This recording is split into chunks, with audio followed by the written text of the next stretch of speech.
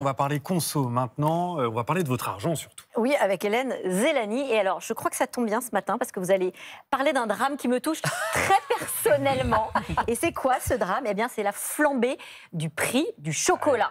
Et oui, Terrible. Terrible. Et à quoi c'est dû cette flambée du prix du chocolat? Ça me touche aussi, je dois l'avouer. Vous savez combien est-ce que les Français mangent de chocolat chaque année? Non. 7 kilos. Ah bah oui. Par habitant et par Français.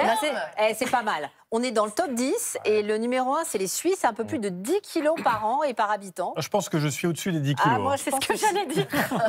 Alors, c'est vrai, on l'a dit, le prix du chocolat a explosé. Selon l'Institut Nielsen IQ, qui suit l'évolution du panier moyen des Français, depuis 2022, la tablette, elle a augmenté de 55%. Oui. Et entre l'été 2024 et cet été, de 33%. Pour comprendre pourquoi, il faut regarder du côté de l'Afrique de l'Ouest. Les deux principaux producteurs, le Ghana et la Côte d'Ivoire, qui produisent 60% du cacao mondial, ils ont eu des problèmes de météo. Il y a eu une maladie sur les cacaoyers. Et résultat, la production de chocolat a nettement baissé. Pendant ce temps-là, la demande était toujours importante et c'est un grand classique en économie. Les prix se sont envolés. Voilà. Alors, vous ne l'entendez pas chez vous, mais j'ai entendu, moi, très nettement, le ventre de Mélanie Garbouillet au moment où on parlait du C'est chocolat. parce que Hélène me met des tablettes de chocolat juste sous le nez et je me retiens depuis tout à l'heure. Allez, j'y vais.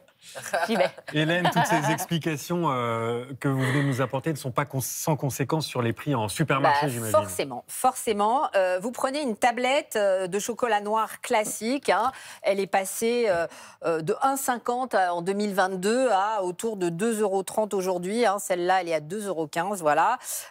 Et bien plus pour les marques premium. Moi-même, je vous ai acheté du très bon chocolat en bas de chez moi, chez un artisan. Vous voyez, une tablette comme ça. Oh là là. Ça coûte la bagatelle de 10 €. Ah oui. Mais bon. Mais alors voilà, la qualité, ça se paye. Alors que là, on a un chocolat au lait de marque distributeur. On a 3,19 €. Les 3 tablettes, donc voilà. On peut le goûter, Mais bien le chocolat à 10 sûr, €. mais faites-vous plaisir. Ah, Au c'est contraire, Thierry Quefflin nous fait... Il est artisan torréfacteur. Super. En plus, il n'y en a que 6% en France.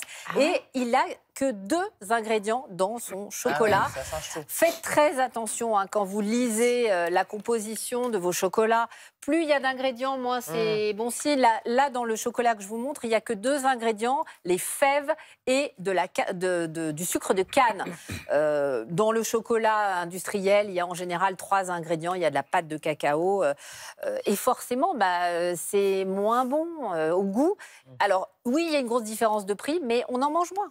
Alors justement, comment est-ce qu'on fait pour bien choisir son Ouais. chocolat? Vous avez qu'à parler la bouche pleine, vous. C'est incroyable, ça. Tout fout le camp. Oui, mais parce que c'est bon, le chocolat. C'est un antidépresseur et un euphorisant. Exactement. Pour bien choisir votre chocolat noir, si c'est comme moi votre préféré, il faut qu'il ait au moins 65% de cacao. Plus il est noir et plus il apporte d'antioxydants. J'ai quand même une bonne nouvelle. La hausse actuelle dont je viens de vous parler, elle est déjà intégrée dans les chocolats de fin d'année. Donc voilà. Ah. Et en 2026, ça va se tasser. Ah. Si vous aimez le chocolat, rendez-vous au Salon du chocolat qui commence à Paris le 29 octobre et jusqu'au 2 novembre. En attendant, savourez chaque carré parce que ça fait du bien à notre morale et ça permet de passer un bon dimanche. Et comme ça coûte un peu plus cher, grâce à vous, on évite la crise de foie puisqu'on en mange Oui, moins. c'est vrai. Normalement, c'est comme ça que ça se passe. Merci Hélène pour cette dégustation, autant que pour la chronique Conso.